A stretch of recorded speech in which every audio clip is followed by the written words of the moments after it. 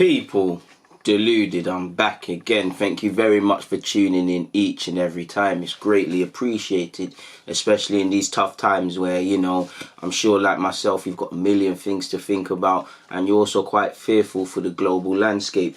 But moving away from that, on purely a footballing basis, got some things to speak about, something of nothing really. So please allow me to crack on. First and foremost, Charlie Nicholas has been speaking about Edouard, a striker of Celtic. I believe he's 21, 22. He's been linked with a move to Arsenal and a lot of other clubs, whether that's to come to Arsenal whether that's a replacement for Lacazette, whether that's in mind with obviously Aubameyang's potentially going to leave. I say potentially to be a bit positive. He's seen as someone that we're looking at. If it's not him, it's Dembele, it's Badu, and there's a couple of players like that.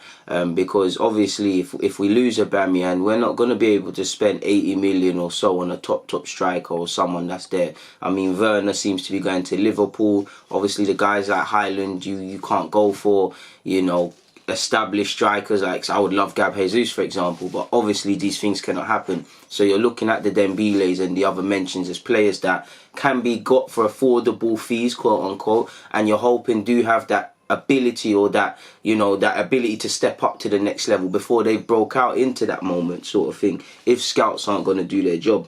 But Nicholas has said he's basically not convinced really with his the 22-year-old's ability to actually replace if it was Aubameyang. He said he plays differently, more like Lacazette, obviously with that he likes to drop deep and get involved. Aubameyang is all about pace and movement. Although he likes to play the 9 role, he does not play it as what Edouard could. Similarly, Edouard could not play in the position that Aubameyang does out wide on the left. Well, obviously, he said he wants to be the key figurehead of the team as the link man through the middle. For that reason, I do not see Arsenal targeting him as a replacement for Aubameyang. Arsenal are in a horrible position when it comes to sorting out Aubameyang's contract offer. Barca and Madrid have mentioned that they have the funds to buy him. And I mean, he's not telling any lies on that. We've got ourselves in a mess.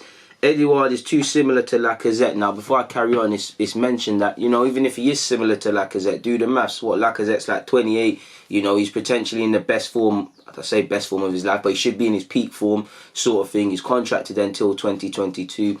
There's a case to move Aubameyang on, there's a case to keep Aubameyang, but a part of me does feel I don't see us renewing both their deals, with obviously Mkhitaryan and those are still on the wage bill, and bringing in significant players. So if Lacazette was to go and this guy comes in, then it's fair play. And also, again, there's much debate in relation to Aubameyang on the left-hand side and whatnot, but again, he doesn't have to be a like for like replacement for Aubameyang, because whether we agree with it or not, if we just use what's been utilised this season, Aubameyang on the left, Edouard through the middle, someone with a bit more fresher legs, it is what it is. I mean, I think he's a completely different player from Lacazette, but he is a bit similar. I think he's couple of yards quicker than Lacazette, which is what Arteta wants, I do think Arteta likes Lacazette, especially when you look at statistically what he gives us defensively. Even in them games he wasn't scoring, I won't say his form's turned around, but he's been fairly prolific by his own standards this season, before Corona got involved towards the end of it.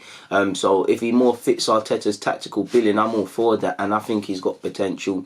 Obviously with Celtic, you could probably get an affordable fee, whether that's affordable in terms of how we structure it or what affordable means.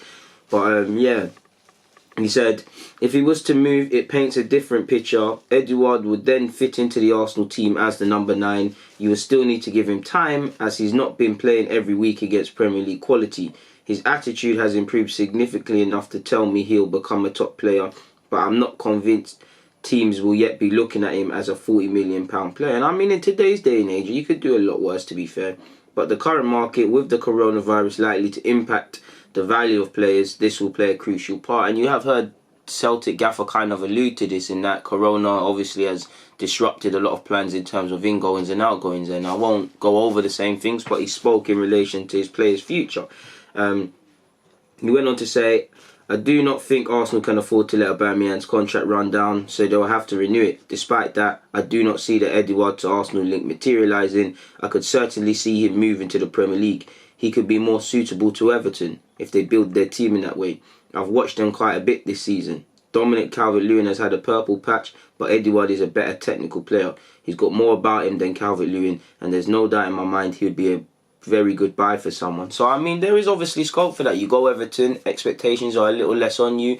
You know, based on how Carlo's been playing with 2 strikers, that might help him rather than coming to a new league, new teams, playing against new teams, playing for a new team against, you know, these powerful centre-halves week in, week out. He might have a partner to help him, and that, you know, that sort of link-up might help him. Obviously, no disrespect to Everton. Arsenal are not in any position of power right now, but Everton would more or less be seen, or I believe, as a stepping stone. You get there, it's almost like Lukaku. Obviously, it didn't happen exactly like he wanted at Chelsea, but he went to Everton on, I think, initially on loan, stayed there for a couple of years, and then he moved on to bigger and better things within the league. And that could happen for Edouard. You come here, get your head down, top 6 members might take a look at you. You might get interest from reputable Champions League playing clubs abroad. I think I would take a chance in him, and I'm sure a lot of other people in clubs would as well.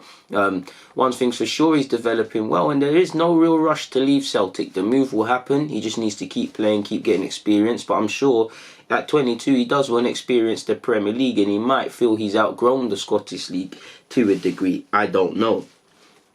And I mean, all he's got to do is look at Van Dijk. It's a centre half comparison, but players can adapt. You look at Robertson, you look at Van Dijk. Obviously, Tierney's been injured. There's Tierney. Players can adapt. Good players adapt. It don't matter what league they're from. It don't matter. Look at Vardy. Every league he's played in, he's adapted. It's not always the case for some, but sometimes it will happen, people. Keeping up with Lacazette though, and obviously Sagner's had something to say. Now it's worth mentioning, obviously Lacazette was our Player of the Year last year. And obviously he's found the net just 9 times. He previously went on a run of 9 games without a goal between December and February. Obviously he saw his position in the side come under threat because of that. Like I said in my previous statement, there's been a sort of turnaround from Lacazette because he's got 3 in his last 4 games, including off the bench against Everton, I believe. So yeah, man. He's found himself on the bench for Arsenal's last 3 league games, and Lacazette can't complain because the form hasn't been there. I'm a bit wary with Lacazette because on one hand I still believe that player that's been there since, while he's come to Arsenal, we cannot say he's a great goal scorer. He scored some good goals, he scored some important goals, he scored some vital goals. There was a point where he barely shot, but when he shot it went in the goal and whatnot, and he was very precise, and people used to look at them stats. He's got qualities, he's got general play, he's strong, but it's just not there right now. He's not scoring goals, which you need to do as a striker. When he's not scoring goals, we've said he's a big game, he brings the best out of Aubameyang and other players. He hasn't been doing that. With his age, he's come to Arsenal, and I'm sure he wanted to help us get in the Champions League, and it hasn't happened. I don't think a Champions League team with his current form should touch him with a barge pole. But he will have Champions League interest. You've seen Atletico and other clubs. I can't begrudge Lacazette for making that move because I wouldn't mind keeping him, but I can see why we'd sell him. If we can get 40, 50 million, hopefully break even on him. You know, his wages are off the book. You know, he's contracted until 2022. So a number of players, we'd have to give a big outlay. And would we really give him the contract he potentially wants with Aubameyang in the same sort of window with Ozil and Mkhitaryan and other high earning people on the books? It would not make sense, and it really wouldn't. For him, obviously, he's of an age now where I'm sure he wants to play Champions League again. I'm sure he wants to try and win trophies again. And all of these things, I don't think he can achieve it at Arsenal. So if he could go somewhere, whether he deserves it or not, and get that, I can't begrudge him, people. Sagner's had something to say. He said Lacazette is vital. He's the type of player who gives everything for the team. And that's true. Lacazette's always given always all for the club. Of course, you always see the one scoring the goals like Aubameyang, who is a goal-scoring machine. But the amount of work Laka puts in is amazing. And I think generally that's true in the last couple of games before he really lost his space in the side. I don't think that could be said, Sagner. I think he looked to shadow his former self. I think he looked a bit sorry for himself. And although I sympathise with players, we don't really have time as a football club for all of that sort of stuff, people. The way he holds up the ball, the way he fights for the ball, the way he presses the defence, this is invisible work that not everyone will see. But for Arsenal's system and the way they play, he is amazing. And statistics back up Lacazette in that regard. And I think everybody can quantify Lacazette doing that. The problem for me is Lacazette weren't scoring goals. Even though he's never been a great scorer, he's been okay in front of goal. He wasn't scoring goals. And all of this, you know, general play, pressing, I don't think he was doing it of the standard to justify starting in the team. I actually feel Lacazette, towards the end of towards the end of the season currently before the pause, I feel Lacazette's selection until he dropped out the side was really harming us as a team. Gabriel Martinelli weren't playing because of result. Aubameyang being shoehorned and a couple of other things were being done. And when you accommodate a player like that, or to a degree like that, it's got to be worth it. And currently it hasn't been worth it with Lacazette. There was a time when obviously him and Aubameyang started together and they used to bang. There was a time where, you know, we was crying to find balance between both of them starting. And you know, one thing I can go back to Emre, because at the time Emre should have played both of them, but you could see why Emre had potentially had sort of reservations about it and kind of said it lacks balance. Because for me now, I'm more of the standard now. I do think we need another striker in this side who can score goals or do something for us, whether it's Eddie. I'm not saying he has to get 20 league goals, but someone that can return a respectable goal amount. I think you go with Aubameyang. If Aubameyang's going to play on left wing, cool, you go with a striker, whether that's Martinelli or someone else. Aubameyang on the left, a right winger on the right, or you go with Aubameyang through the middle, you go with a Martinelli or an inside forward, and you go with a Pepe or inside forward / winger. You go with one striker sort of thing. That's how I believe people. And Lacazette's a great player, but I mean, some of the statistics are bewildering. Like, he's gone a calendar year without finding the back of the net in the league away from home. I can't understand why he hasn't hit the back of the net for Arsenal since playing against Huddersfield in 2019. It's crazy, but I think he went on to go and say, he can score many goals in front of goal. He is clinical, but most of the time he has his back to goal. When he receives the ball, he's trying to protect and defend the ball for other players. He's running a lot. You know how tiring it is to run all the time and press from the front? It's very tiring. People don't realise how difficult it is. On top of this, yes, you have to score goals. People will ask to score goals because we only remember goal scorers, but he's doing a lot. And I agree with that. Even when Lacazette was banging in form and was Lacazette that we remember, a lot of his work went unnoticed. I have great sympathy for him playing with his back to goal, having to play against 5 sort of man. I actually like his strength and things, but if I'm going to be real cynical, obviously Aubameyang's not he is strong, but he's not a strong striker like that. He's on movement and things like that. If I'm really harsh with Lacazette, should I really praise you for working hard, for being strong on the ball, for leading the line, for giving your all, for all of these things? Should I praise you for that? Or is that the minimum that you have to do as a striker or as a player at Arsenal? Is that a minimum? Do you see what I'm saying? And I'm sure if we go through the leagues, there's many players, maybe not play like Lacazette, but you describe as back to goal and things, and they're still scoring goals. Like Jimenez, obviously he runs in behind and stuff, but he's fairly good with his back to goal, but he's still scoring goals in the league. Danny Ings is a bit of both. He's scoring, obviously it's a purple patch, he's still scoring goals.